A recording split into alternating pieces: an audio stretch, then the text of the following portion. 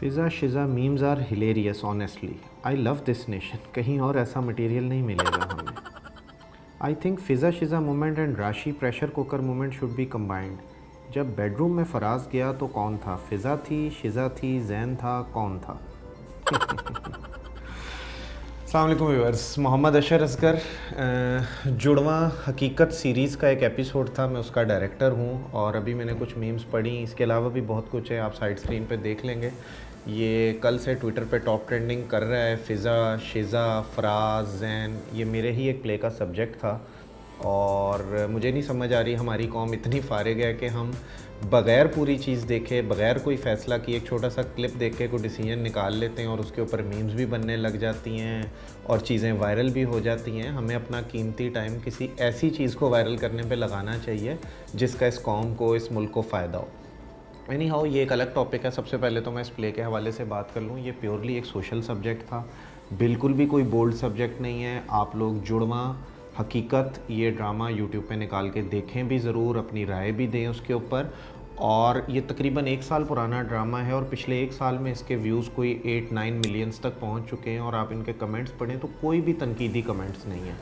बस एक क्लिप उसका वायरल हुआ है और लोगों ने उस क्लिप के बाद बग़ैर ड्रामा देखे फ़ैसला कर लिया कि शायद ये कोई बहुत बोल्ड चीज़ है, शायद कोई बहुत सेंसिटिव टॉपिक था। हालांकि बिल्कुल भी ऐसी बात नहीं, एक सोशल ड्रामा था। और ऑब्वियसली जिस तरह हमारे माशरे में डिफरेंट कहानियाँ होती हैं, उसी तरह ये कहानी है जिसमें 2 जुड़वां बहनों की कहानी है जो कि एक साजिश का शिकार होती हैं फैमिली पॉलिटिक्स में।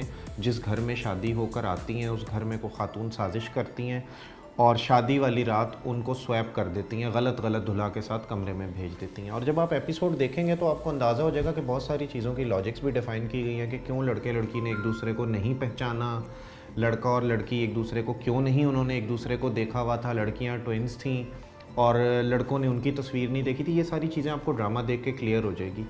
तो बराए मेहरबानी पहले ड्रामा देख लें, उसके बाद उस पर कोई फ़ैसला करें। बिला वजह हम ऐसे ही उस पर तनकीद करी जा रहे हैं। और सबसे बड़ी बात है कि बड़ी ही गैर मुनासिब किस्म की मीम्स बन रही हैं। ज़ाहिर है आर्टिस्ट इन्वॉल्व हैं हमारे उस प्रोजेक्ट में, बड़े रिस्पेक्टेबल आर्टिस्ट हैं, हम लोग सारी टीम इन्वॉल्व होती है। एक अच्छे चैनल के लिए हमने ये प्रोडक्ट की थी, काम किया था।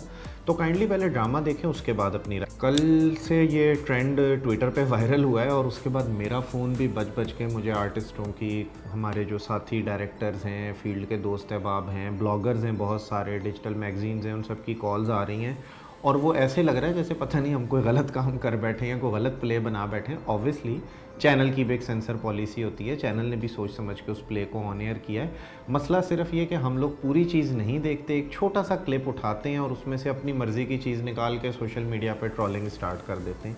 तो काइंडली तमाम व्यूवर से भी रिक्वेस्ट है कि अगर आप लोगों ने मीम्स बनानी है, इस तरह की सोशल मीडिया पे ट्रेंड्स लेकर आने हैं, तो उन चीज़ों पे टाइम ज़ाया करें जिसका इस मुल्क को, कौम को फ़ायदा है। बहुत सारे माशरे में जुल्म हो रहे हैं, बेतहाशा केसेस ऐसे हैं जिन पे आप लोगों की आवाज़ उठाने की ज़रूरत है और आप लोग सिर्फ फ़िज़ा और शिज़ा पे आवाज़ उठा रहे हैं। तो खुदा के वास्ते अपनी तख्लीकी सलाहियतों को ऐसे काम में इस्तेमाल लाएँ जिसका इस मुल्क को, कौम को भी फ़ायदा हो।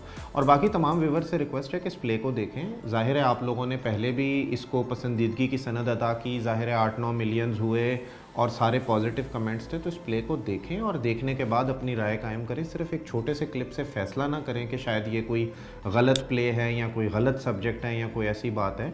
हमारे बड़े सीनियर राइटर हैं, A+ के कंटेंट हेड थे कफ़ायत रुदानी साहब, उनकी बड़ी इन्वॉल्वमेंट थी इस स्क्रिप्ट में। हमारी सीनियर राइटर हैं साइमा लतीफ़, उन्होंने भी सोच समझ के लिखा।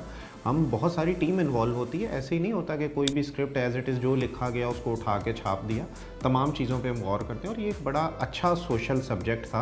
और माशरे में इस तरह के वाक़यात होते हैं, इस तरह की ख़वातीन हैं जो ऐसी साजिशें करती हैं और उसका नतीजा सोचे समझे बग़ैर इस तरह की साजिशें कर जाती हैं कि ये नहीं पता होता कि उसके आफ्टर इफ़ेक्ट क्या होंगे, उसका क्या रिज़ल्ट निकलेगा या किसी की ज़िंदगी पे उसका क्या असर होगा।